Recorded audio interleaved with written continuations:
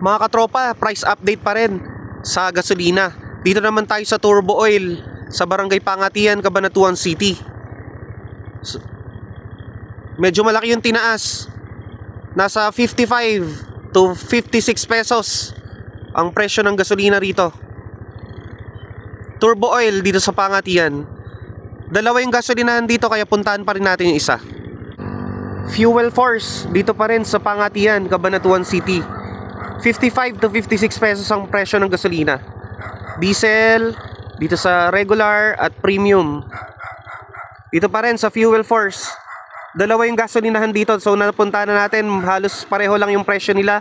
Mga nauna na sila magtaas. Today is March 4, 2 AM. Pero sa Cleantech dun sa bandang Lourdes, yung pinuntahan natin kanina, hindi pa sila nagtataas. Yan pa rin ang bantay presyo ng gasolina dito sa Cabanatuan.